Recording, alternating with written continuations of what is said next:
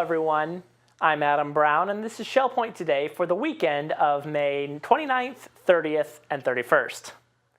On today's show, we'll hear about self-managing a chronic disease in an upcoming Health Connections class. Plus, we'll take a look back at the top stories from this week. But first, we want to bring to your attention that the UPS group needs volunteers. You can bring happiness and ease of mind to those who use this service in the Island Tunnel. Assistance is needed to weigh packages, provide the correct packing material, and operate the computer. So if you'd like to help, please contact Melody Desolé at 454-2290. Another volunteer opportunity is with the Stamp Ministry, who have received an influx of stamps, and they need your help to trim the stamps to the correct size for resale and to sort them into the correct categories. This additional assistance is temporary, intended to help them get through the full bins that they currently have. If you would like to help for this brief period of time, you can also call Melody Desolé. Again, that's 454-2290.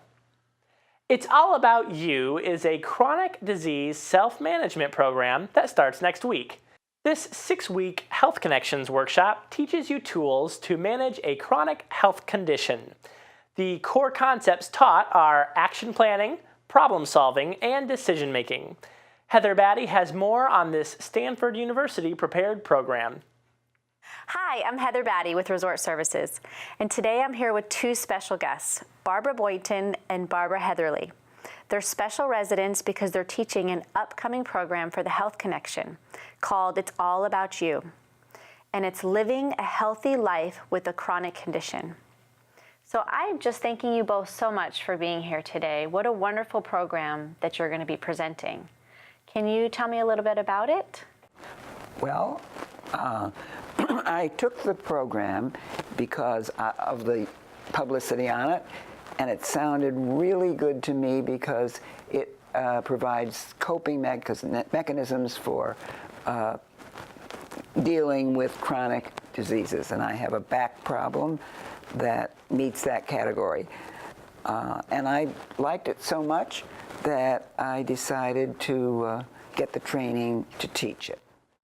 That's great. And you were both teachers, is that correct? Right. We took the training together last year. Right. But you were also teachers even before, is that? In our careers. Yeah. That's true. So this is second nature for both of you. Well, I don't know if it's second nature, but it's enjoyable. And the that's people wonderful. that we've come in contact with were committed and enjoyed it. What types of, now this is a 6-week class starting on June 1st, Right. Mondays. Yes.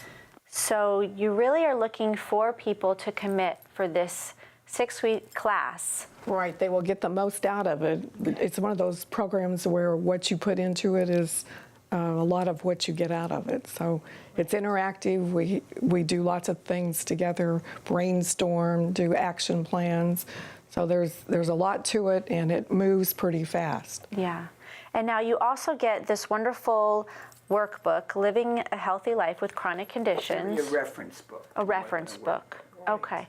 So you can go through here after and kind of is there actual kind of, it does. I opened it right here. There's exercises and different things that it teaches you how to cope with whatever you're dealing with. Right. Yes.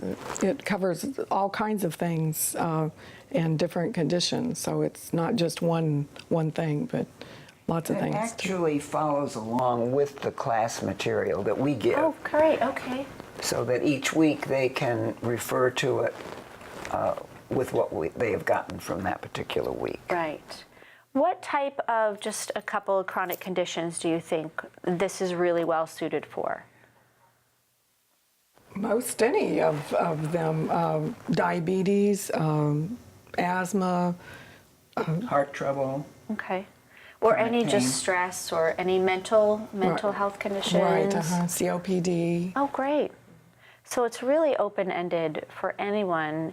Now, do you also recommend maybe a spouse coming with them or a spouse signing up to kind of help their spouse or a friend or a family member? If they find it supportive, that is wonderful. Okay. Well, it sounds great. And like you guys said, it's going to be a 6-week class starting on June 1st, and you can sign up at any service desk. And the name of the program, again, is It's All About You, and it's living with a chronic condition. Let me just highlight a few topics that are in distractions, relaxation. Becoming an active self-manager is very important, and you might not know right now exactly what that means, but it'll become meaningful as the course progresses, because our mind matters. Mind over matter. Yes. Our mind really does matter, and a lot of our stress and anxiety with chronic disease can be helped with our mind. Healthy eating, managing medicines, communication with family, friends, and healthcare professionals is another thing. So we hope many of you will come and join us.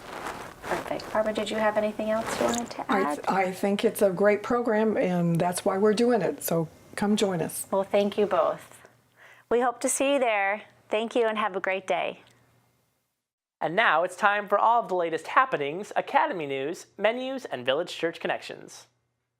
Hello and welcome to the Happening segment, weekend edition of ShellPoint TV. I'm Caitlin Van Scoy, and I'm here with Bev Chanley, and we're going to let you know what's happening Friday through Sunday. But before I do, make sure you check your mailbox. Your ShellPoint Life magazine will be in there. At 8 a.m., we have men's match play doubles tennis at the Woodlands Tennis Courts. And at 8:15, we have the Stamp Ministry gathering in the Stamp Room down in the Island Tunnel. We have the Friday Marketplace from 8:30 to 11:30. We have Canasta and Samba at 9 a.m. at the second floor lobby of the Woodlands Commons. And at 10 o'clock, we have Let's Do Lunch, Slates and Cape Coral. Pickups begin at 10 a.m. on the island, 10:10 Woodlands, and 10:20 Eagles Preserve and Estuary. You do need to sign up for that one. At 10 a.m., we have men's match play doubles tennis at the Woodlands Tennis Courts. And inquiring minds will gather in the Manatee Room at 10:15. Also at 10:15, we have the Model Yacht Sailing Club. That'll be meeting at the Woodlands Commons Lake. We move to the afternoon for Mixed Progressive Bridge at 12:30 in the Game Room of the Woodlands. And at 1:15, we have Advanced Table Tennis in the Tarpon Room. The Quilters will be in the Osprey Room at 1:15. And we have our first Vespers of the day at 1:30 in the Community Room of the Arbor. 2 o'clock's the time for Bid Euchre in the Sable Room of the Woodlands. And we have water volleyball at 2:15. That'll be at the Life Quest Aquatic Center.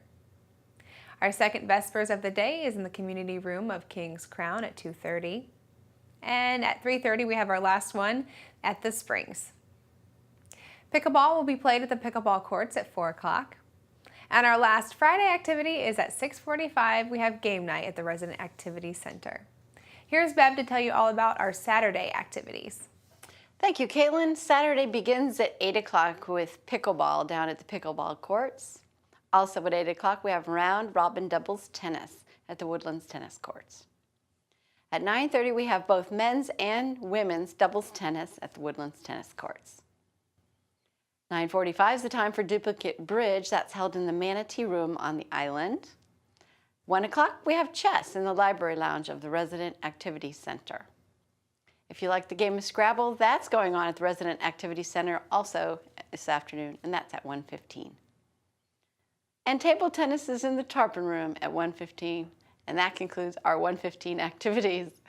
At 3:15, we have basic line dancing in the Health Club, and that's the last activity for Saturday. Now here's Caitlin with Sunday's lineup. Thank you, Bev. Sunday morning, we have a 9 a.m. Christian Life Studies in the Game Room of the Woodlands and also at the Village Church. At 10:15, we have morning worship at the Village Church.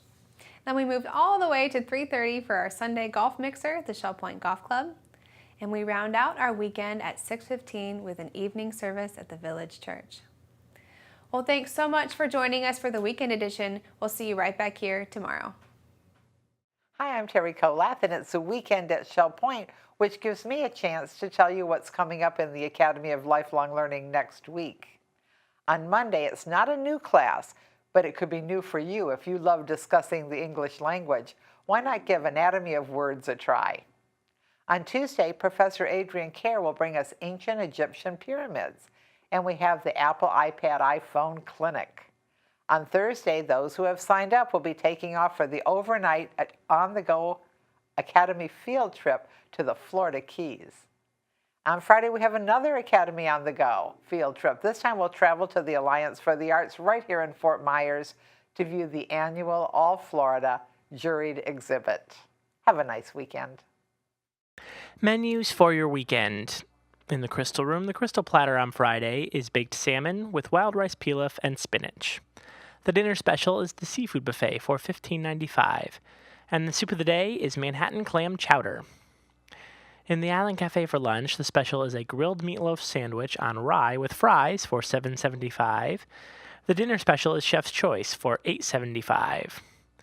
Dinner specials in the Palm Grill on Friday are a breaded pork chop for $15.95 or shrimp scampi for $15.95.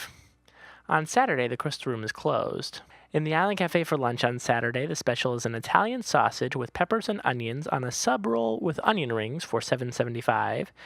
The dinner special is an Italian sausage with peppers and onions and cheese tortellini for $8.75. Dinner specials in the Palm Grill on Saturday are prime rib for $19.95. On Sunday, the Crystal Room features its Sunday brunch for $17.50. In the Island Cafe for lunch on Sunday, the special is a ham, egg, and cheese croissant with fresh fruit for $7.75. The dinner special is Chef's Choice for $8.75. And the Palm Grill is closed on Sundays. All menus are available 24 hours a day at www.shellpoint.net. Hi, welcome to Village Church Connections. I'm Andy Hawkins, the senior pastor of the Village Church, and I'm here with Randy Woods, our minister of worship and music, and we're here to talk about the weekend services. We have a really special opportunity to hear from a couple of our dear brothers whom I have great respect for. And of course, our normal worship services are never normal, are they? They are always extraordinary. Yes, week after week, we're blessed with the number of people who participate. And just starting this Sunday, as David Pavey will welcome folks, followed by an opportunity to hear wonderful music, not just by our choir as they sing faithfully, but Dick Pease. Dick is a fine pianist. He does a number of other things, wears a lot of hats in the community, but he's a fine musician. So he'll be playing Sunday morning. And as you mentioned, a guest speaker. That's right. Peter Nanfeld will be speaking. That's right. I have such great regard for Peter. I've known him for quite some time, long before I actually even came to Shell Point. Of course, Peter has been the president of the Christian and Missionary Alliance and also oversaw the international ministries for a period of time in that denomination. And but he's a special messenger of the Word of God, and he speaks quite clearly from the Scriptures. He does, and and he lives that out. I've seen him, and many of our residents have seen him with his work here in the pavilion. That's right. Very special ministry. But he will be speaking, as you mentioned, on Sunday morning. Yes. And I believe his topic will be From Weakness to Strength. That's right. Paul talks a lot about that and actually regards his weakness as his greatest asset. And I know perhaps this can resonate with a lot of us in the community. We most of us aren't what we used to be, and we might find weakness to be more characteristic of our lives than perhaps we ever imagined. But the scriptural perspective changes that significantly, and I'm looking forward to hearing what Peter has to say about that. Yeah. I'm sure it will be very insightful. And then as well, as we share on Sunday evening, another resident is a fine communicator of the Scriptures, and that is from Coquina Court, Neil Clark. That's correct. He'll be speaking Sunday night. Yes. And I've deeply appreciated Neil and his ministries over the years. Again, he's another person that I was aware of before I came to Shell Point. But it was really exciting to see once I came just a couple of years ago what a treasure Neil has been in contributing to our worship experiences on many occasions. And he certainly is a fine communicator of the Scriptures as well. Well, we look forward to the worship services this weekend and appreciate your work. And we're taking this little break out of the book of Hebrews. In this holiday weekend, there'll be others, friends, family visiting. Invite them to be a part of it. But we look forward to the services on Sunday. That's great. And we hope that you'll join us one way or another, either live and in person or even by way of Shell Point Television if you're able. But we're delighted to have you part of our worshiping community. So we hope to see you soon. Blessings to each and every one of you. Now it's time to look back at the top stories from this week. Monday was Memorial Day, and to pay tribute, we brought you a story about Shell Point resident Don Remington. He had a front row seat in 1945 to the World War II battle at Iwo Jima.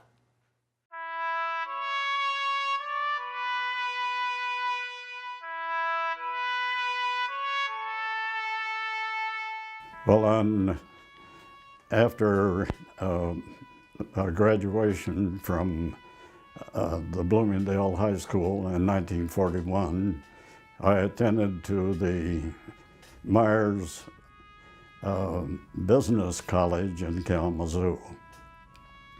After Pearl Harbor, I wanted to join the Marines. The only thing was that I was 17, and to join, I had to have my mother sign for me. She hesitated to sign because she thought that maybe they wouldn't take me because I was so small. But on January 14th, 1942, I enlisted in the Marines in Detroit. I called my mother to tell her that I had been accepted and I was on the way to San Diego. When I arrived at San Diego, I was placed in the Marine boot camp. During the 8 weeks that I was in the boot camp, the drill sergeants had done a wonderful job of getting us prepared as to what was going to happen in the future. They were very thorough. After we graduated from the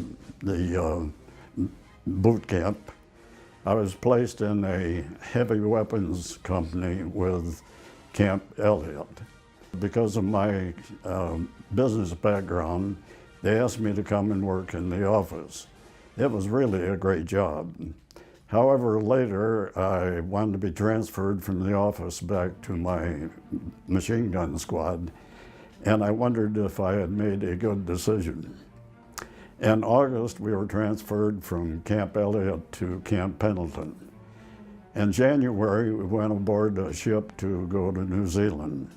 While we were in New Zealand, we did a lot of hikes. Some were 72 miles in 3 days with a full pack and pulling a machine gun cart. We were very pleased with the Red Cross because they had a recreation hut, and almost every night they would furnish tea and pound cake. If you went on Liberty and went to the restaurant, you could have steak and eggs or steak and tomatoes for 35 cents. In June, we boarded a ship to go back to Guadalcanal, which had been secured. Every night, a Japanese bomber would come in and we would have to leave our bed and get into a foxhole. In November, we boarded the ship to go to our first campaign, which was Bougainville. When we got to Bougainville, you had to go over the side of the ship and down a rope ladder to get into a Hawkins boat. The boat was going up and down with the waves, and it was pretty tricky to let go of that boat or let go of the rope at the right time to drop into the boat. One of our men missed the boat, went into the water, and he never came up. At the end of December, we had secured Bougainville, except it was a lot of swamp, and any time that you dug a foxhole, it would fill up with water. In the event of a firefight, it didn't make any difference if the foxhole was full of water. In July, we went to our next campaign, which was Guam. On Guam,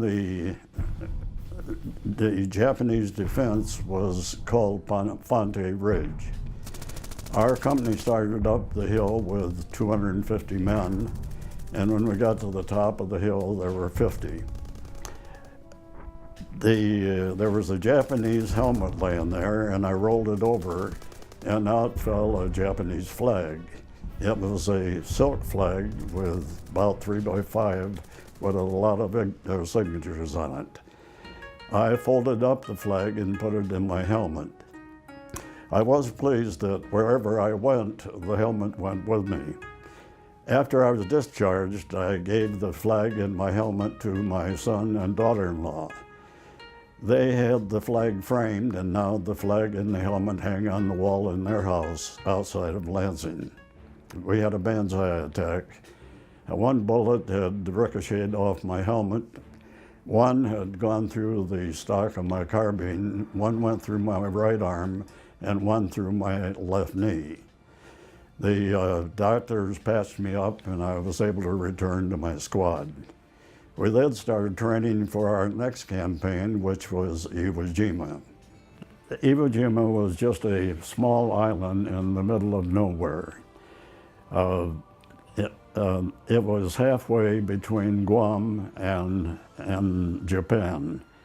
When our planes would go to Japan for a bombing raid, if they had a problem, it was very difficult for them to get back. After we secured Iwo, they then had a place to land. It was estimated that it saved 2,300 planes and about 27,000 airmen. On February 19th, the 4th and 5th Divisions landed on Iwo. We were in the 3rd Division and we were held in reserve. On February 23rd, the flag went up on Mount Suribachi and everybody cheered. On February 24th, our 3rd Division landed on Iwo. It was kind of an unusual island because it was all caves and tunnels. You might go a long time and have somebody shoot at you, and there was nobody that you could see to shoot at in return. The island was a little different than many of them. There were days that we could only move 100 yards. There was an area ahead of us that had caused a problem, and they had decided to attack it in the dark. On the morning of March 7th at 5 o'clock in the morning, we moved out to attack this area. Our company got detached from the 2nd Battalion and in the dark, and the Japanese surrounded us and we were cut to pieces. I was in the shell hole with my platoon sergeant. A shell came in and landed between us and blew both of us out of the shell hole. It killed him and seriously wounded me. I had shrapnel that went through my arm and my left foot. The pain was so intense that I either had to get some medical attention or be put out of my misery. I started crawling, and I crawled past the Japanese that were about 10 feet away. And why they didn't shoot me, I guess I'll never know. But anyhow, I crawled until a corpsman saw me, picked me up, and took me to the hospital. After I recovered enough, I was flown from Iwo back to Guam. At Guam, they went to put a cast on my arm, and there was a little black spot inside my elbow. Come to find out, some shrapnel had gone through my elbow and hadn't come out the other side. The doctor removed it, gave it to me, and later my wife had it framed and it's hanging on the wall in our apartment. So I was in the hospital for the different hospitals for 10 months. Hardly a day goes by that I don't think of my friends who were killed in action. The real hero was those men and women who never came back.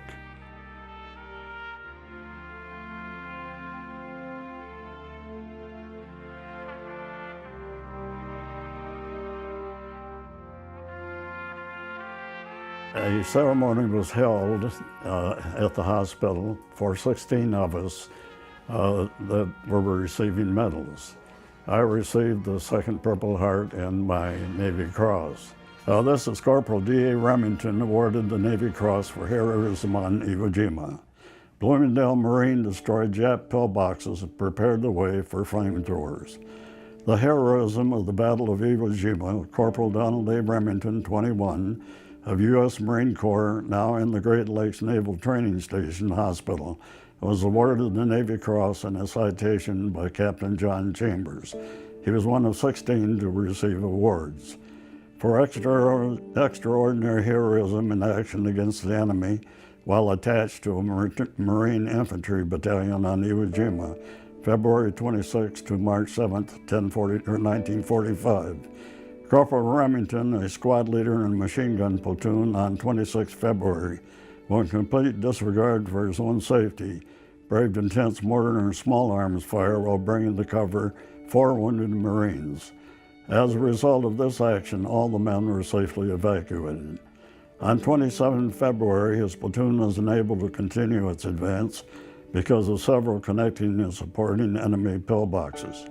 Through enemy fire, he crawled to the nearest pillbox and proceeded to drop hand grenades into the position. He continued until he had destroyed 4 enemy pillboxes and enabled the flamethrowers to complete the annihilation of the enemy. On 7th March, the evacuation of a group of wounded was subjected to heavy enemy fire. Unable to properly direct the party while remaining prone, Corporal Remington stood up and fiercely exposed himself to the enemy while covering evacuation with the fire of his rifle. His outstanding devotion to duty and courageous actions were in keeping with the highest traditions of the United States Navy. Corporal Remington joined the Marines January 4, 1942, and was sectioned on Bougainville, Guam, and Iwo Jima. In addition to the Navy Cross, he wears the Asiatic Pacific Theater Ribbon, the Purple Heart Medal, 4 stars, Bronze Star Ribbon. He's the son of Mrs. Grace Remington of Bloomingdale. After I was returned at the end of the campaign in Guam, so I went to college, thank heavens, on the GI Bill, which was fortunate. I got my bachelor's degree and master's degree in secondary education. I taught school for 4 years and then went into the insurance business. Since then, we've sold the business to our son, and he's been very successful at it. Later, I had promised my wife that someday I would have us in a retirement community. Before I was age 80, we have been here at Shell Point going on 13 years, and it was a very wise decision to come here.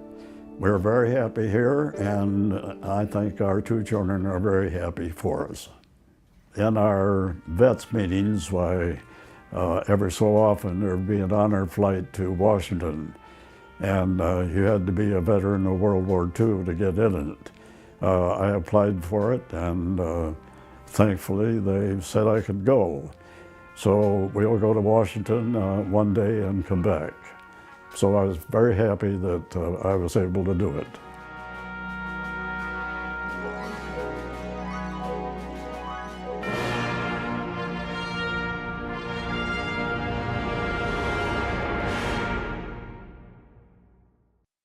Another resident we featured was Barbara Nussbickle. She shared her adventures of surviving the war and coming to the United States for her education. So I was born in Berlin in 1940. That was smack during the war. And my memories go back to when I was 3 years old and was always torn out of bed to rush into the bunker. And I remember people being very, very distressed and pushing and shoving and not really caring about me. And me sitting as a 3-year-old one on that little knapsack and feeling very forlorn and very lost in a world where people were despaired. And so I started to dislike Germany at that time by the surrounding. And to this day, I'm very sensitive when I'm around negative people. I just move away because I can't deal with it.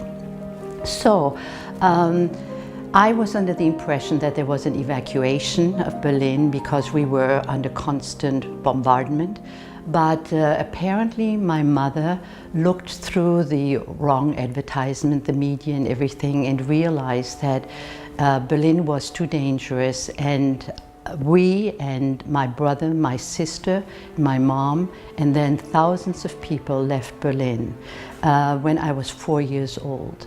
And I remember that we were in this freight train, all pushed together, squeezed together like sardines. And suddenly the train stopped and we got out and the women all talked again. And then there were 2 shots. And they said that 2 men had tried to hide with all of these people pushing together, and that they were shot as deserters. So then I remember we came to a big river and my mother said, we are going to hold hands no matter what, because people were pushing and children were getting lost. And she decided it was more important for us to stay together than to make it on that barge. So we stayed intact, and we escaped to the southern part, which is like Saxony in the south. And we ended up in an evacuated school that where all the families lived. It was a refugee camp, and we stayed there for a year. And the Russians were moving from the east and caught up with us.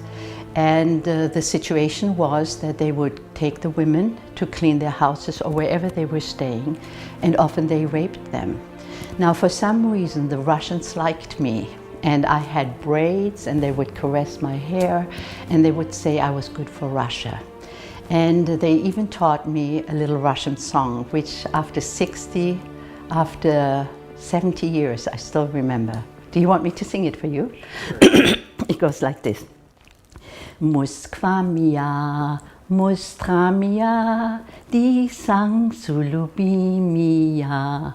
And it meant my Russia, my beautiful Russia, without any comparison. And when I sang that, it melted their hearts. And so my mom was never taken to do the work and was never raped. And there was a young school teacher, I remember, she was really beautiful, and the Russians wanted to rape her. And because it was known that they liked me, because the women didn't like the Russians, she was hid in my feather ticket, and I had to pretend as a 4-year-old one that I was sleeping, and they never found her. So that's what I remember about the war. And then at the end of the war, the Americans came, and the American soldiers gave me my first banana. I remember that vividly. And the government in Germany wanted us to go back to the places where our parents came from originally. So we didn't return to Berlin, but we went to a village, Schlederhausen, which was close to a city, Osnabrück, which is halfway in between Hamburg and Frankfurt. And I hitchhiked to Hamburg in order to go to the consulate to find out what I needed to do to get a student visa. And I was sure that with this impressive official letter, there would be no problem.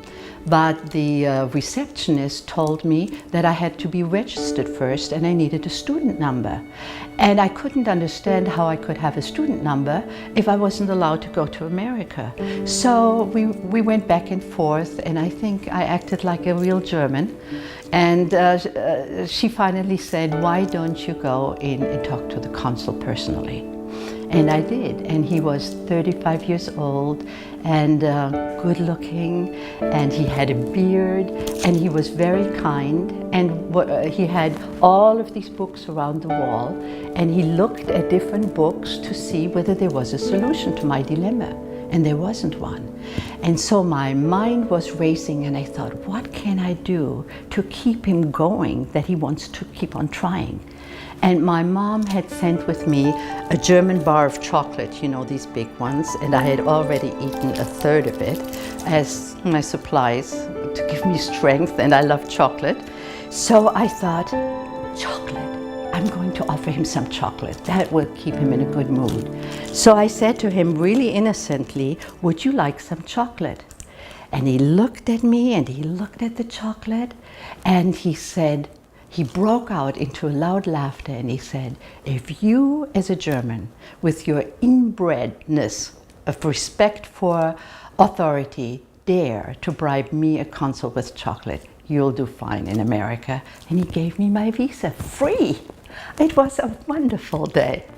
So I left in 1961 as a student for America from Osnabrück. And I found one, that it was an Italian freighter who left 3 weeks later. It took them 2 weeks to cross the ocean. And I arrived in Norfolk, Virginia. After I graduated from Brigham Young University, I had an offer to teach in a high school. But I needed to change my student visa to an immigration visa. So there was Dr. Helgren, who was an elderly doctor. His daughter had been on a mission in my city, and he knew about me and had come to BYU to visit me a few times to bring me a report from his daughter. And so I knew that I needed a sponsor, but I didn't know what was involved. And I asked Dr. Helgren whether he would be so kind to sponsor me. And he said he would. And little did I know that it involved that he would have to, in case I didn't find work, in case I would get sick, he would have to pay for my food, he would have to pay for my medical bills, for everything. And not only did he agree to that, but he also wrote a letter why he was privileged and felt honored to sponsor me, because he thought I would be an asset to America. And that really changed my whole view about who I was and about what I could do in America.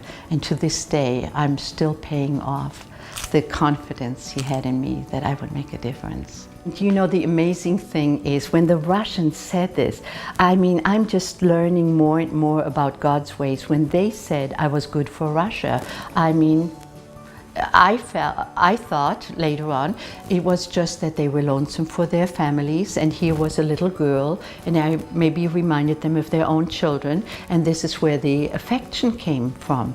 However, I have 4 children, and my oldest daughter studied environmental science and made some proposals that were actually implemented in Russia. Then my other daughter, who is a doctor, a hospitalist in pediatrics, when she interned in Norfolk, Virginia, had the opportunity to go for 2 weeks to Russia and to teach them special techniques that had to do with pediatrics. And my son, who is an intelligence officer in the Marines and a captain, he's going to leave the Marines and he's pursuing a master's degree in international business. And he told me that part of the degree would be going to Georgia.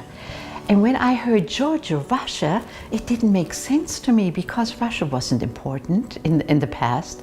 And I thought, why would he have to go to Georgia? And then that's when I had a flashback that they said, I'm good for Russia. And so my 3 children have been a blessing for Russia. And when I decided to come here to Shell Point, one of the reasons was that I was going to have time to finally write. I've been encouraged all of my life to write. And in fact, when I came back from America for the first time, I shared a compartment in the train with the head of the Writers Guild in Germany, who just came from Iceland. And the 2 of us were alone and we talked, and I had a brother who wrote poetry. So I asked him about, you know, what he could do with it and so on. And when we got out in Berlin, he said to me, it's nice that you're concerned about your brother. However, I think you should be writing. And here's my card. Start with novellas. Oh, it was my biggest possession. But I was so busy studying, carrying 21 credit hours as a foreign student and you know, and teaching and all of this. So I never had a time, I just always took care of other people. And so when I decided to come here to Shell Point, which was in a week and a half, that because it was so obvious that God wanted me here, my big dream was that I would have time to now sit down and write.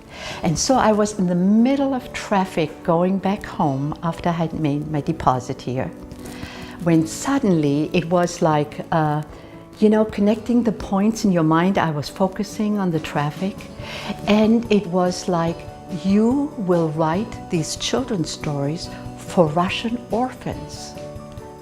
And I'm saying, for Russian orphans?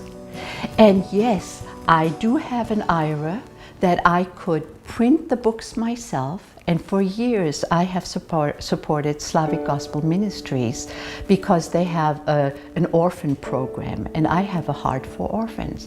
And also, I have for years supported Gaines, who has gone to the orphanages with vitamins and food and preached the gospel. And so, now that the doors are closed to the gospel again, the Lord showed me that I had the money to publish my own books, could send them 2 Slavic gospel ministries who know these orphan children and could distribute them specifically to the children who would need them. And the writing I always knew in my heart I would do was to take gospel principles, true principles out of the Bible, and like an older and loving and kind friend, share them with, I thought, with American kids.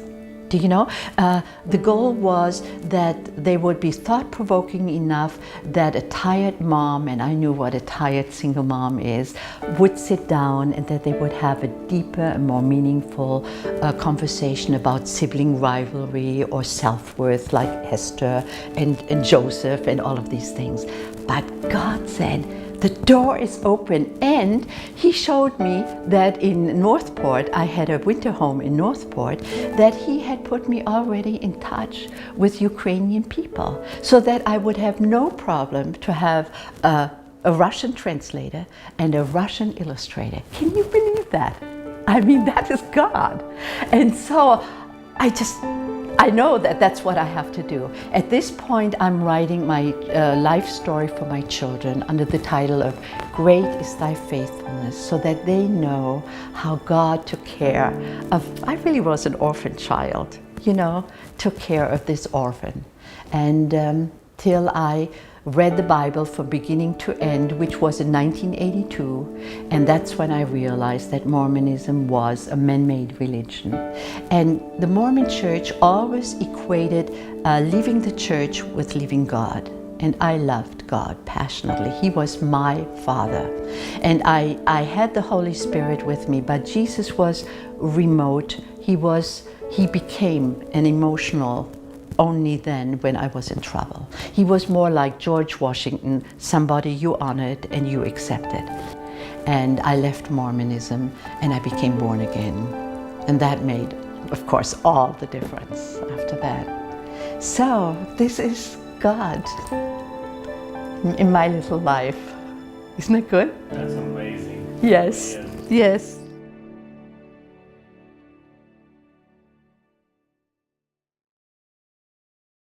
Over in the Larson Pavilion, there is an important opportunity to serve on the dining committee that Terry Kolath told us about this week. Hi, I'm Terry Kolath, and I'm here today with 2 special people. We're going to talk to you about something resident volunteers provide for the memory care unit. And I think you'll want to join us after you listen to these 2 ladies. Joyce Crone of Sundial and Kelly Hank, nurse manager and on the memory care unit and assistant director of nursing. That's correct. And Joyce, we're going to start with you because I very well remember the time you stood up in an orientation and said, well, I serve on the dining committee. And I said, really, tell us about it. Do you remember what you said to me that day? Well, probably something to the effect that I thought I'd found my niche in volunteering. Somebody had talked to me about volunteering there, and I said, well, I don't know. And they said, well, try it. And so I went one day, and with the intention of volunteering on Tuesday, because I'm always on campus on Tuesday, because I have a knitting group on Tuesday afternoon. So I thought, well, that would be fine. I could do, both days, both things the same day. And the first time I went, I thought, gee whiz, I like this. I can do this. And so I started coming every day, Monday through Friday. And so it's a neat thing to do. I remember when you said that and our mouths just all dropped open. I mean, something we're looking for, because our goal is to have a resident sitting with everyone on the memory care unit every single meal. It's a big goal, but one day we'd like to do that. And here we had this lady who said, I enjoy it so much. And so I'm asking you today, because you've enjoyed it so much, you have risen to leadership with this committee so that we can bring new people to you and you can get them started. What happens? Yes.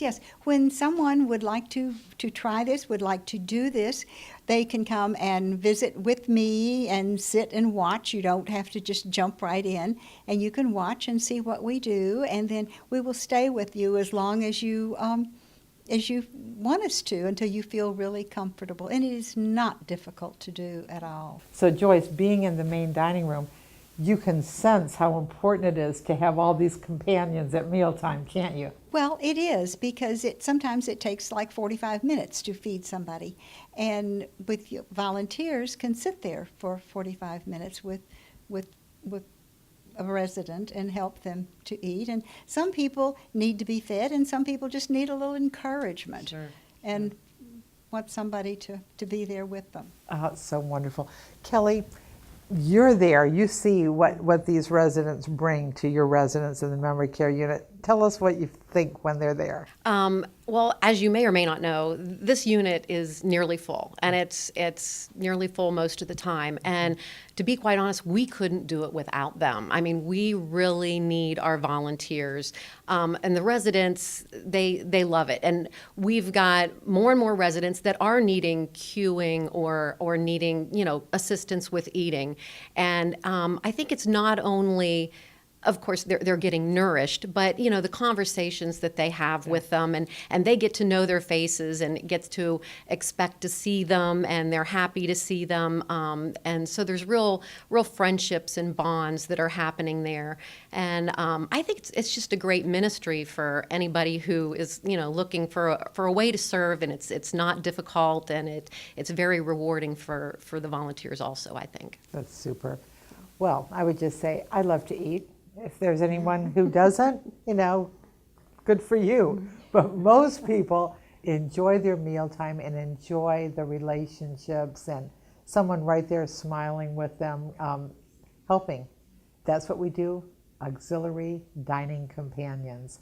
If this is something that feeds you like it feeds Joyce Crone and many other people, please give me a call. Come join us. We need your help. We'll hook you up with Joyce Crone or Ricky Coleman, who's also there as a chairperson for the evening meal. Thank you. Kayaking is a great relaxing way to get some exercise out on the water and explore the nature that surrounds Shell Point, and you can see many of the birds in their natural habitat. Dan Philgreen visited with some of the Paddlers Club members. Well, it's early in the morning. We're out here at the kayak launch area on the docks here by the parking garage. And Ted Ashley's here, and he's with the group getting ready to shove off. Ted, tell us about your kayaking. Well, I really enjoy it because I enjoy the group, but I also enjoy being out there in the mangroves, and it's quiet, and all you have is the mammals making little noises, the dolphins and what have you, and watching the birds and everything. But one thing I wanted to say, maybe you can help me on, is that I would really like Shell Point not to have any lawnmowers or leaf blowers on Thursday morning because it disturbs our peace. But other than that, it's really great. Good luck with that. The problem is our camera. Whenever our camera's around, they turn those things on. Oh, they do? We've noticed that. Oh, okay. Actually, I think they're working all the time is what's going on. They Yeah, always keep this place looking good. They have to work all the time. Well, but anyway, so it's pretty quiet. You good. can sneak up on those critters out there, I guess, huh? Sometimes. Yeah. Mostly they enjoy Mary Ann.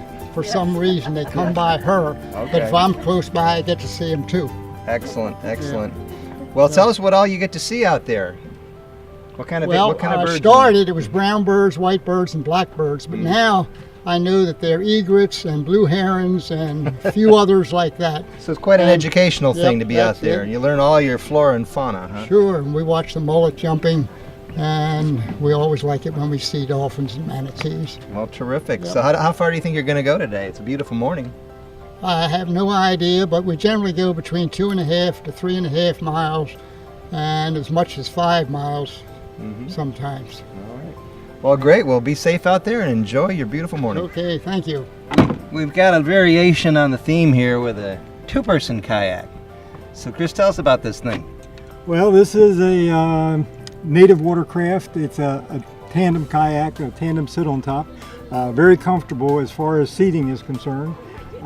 It's a very nice way to work. At one time, I was told that they were more known as divorce makers, but I haven't found that to be a situation yet.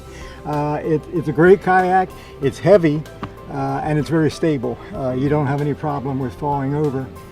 The only complaint I have about it, and I know I'm going to pay for this big time, but every now and then my front motor doesn't work as well as it should.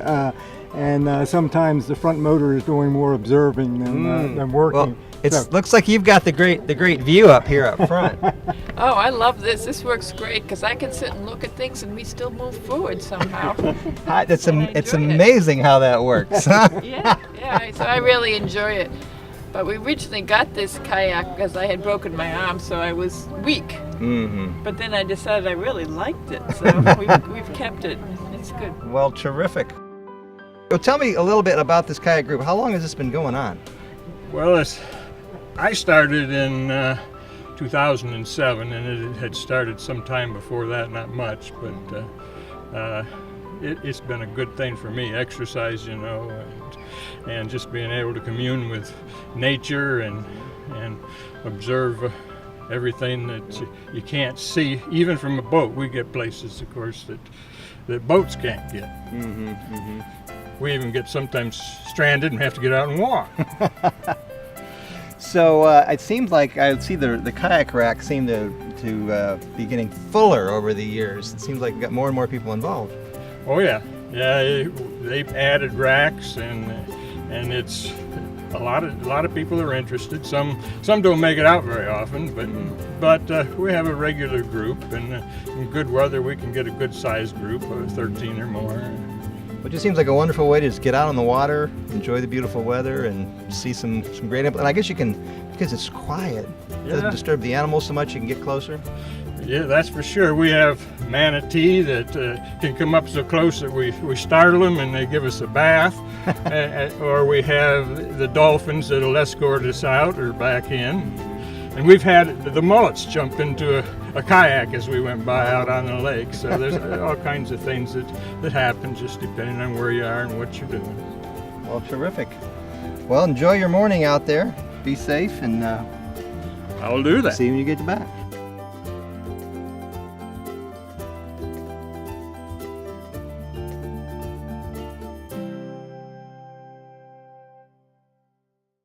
In celebration of Mother's Day this month, a tea and vintage fashion show was held over at the Woodlands. Here's some of the photo highlights from this event.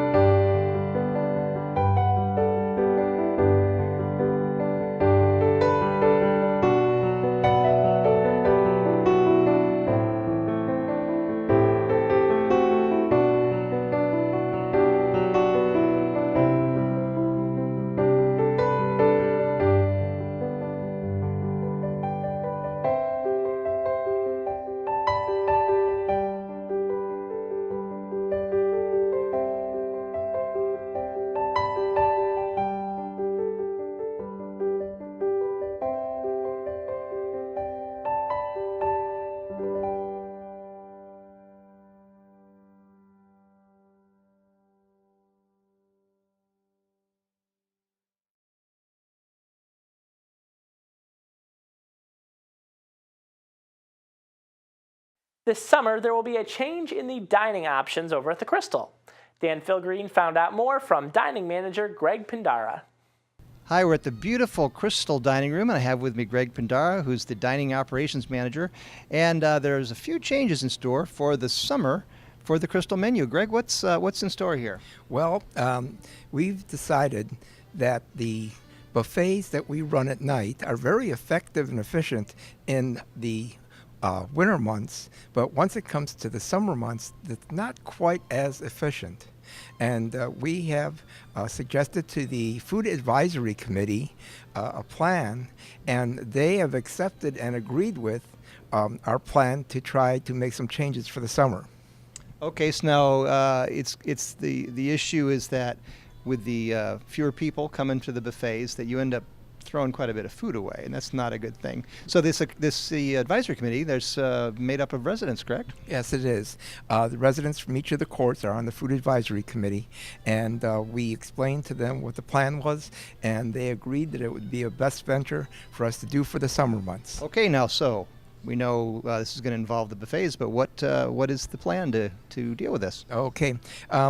On Tuesday, Wednesday, and Friday, we will no longer have the buffet because it is no longer effective financially. Like I said, we have to throw out a lot of food. But we are going to have the old home cooking on Monday, the crystal carving board on Thursday, and still have our Sunday brunch.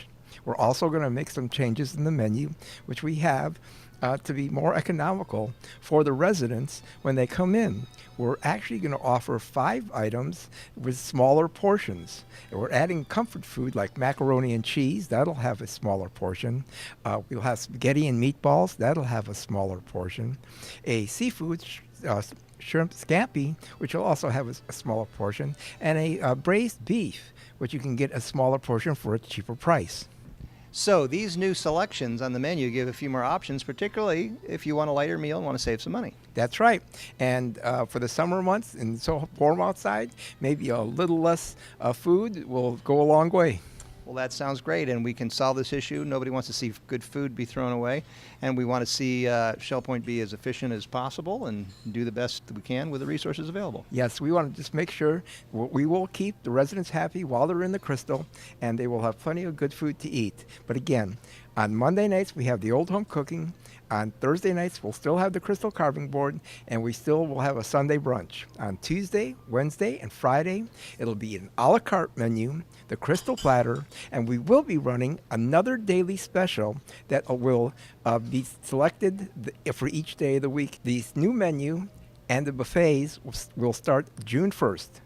All right, so a few adjustments here for the summer, and come season rolling around again, we'll be back to all the buffets just like usual. Yes, we will. We'll be back to 6 buffets a week, Monday through Friday, and still have Sunday brunch. Come back in October. I imagine we'll do this, start back in October. All right, so it looks like it's safe to say all summer long, every day that the Crystal's open, there's no danger of going away hungry.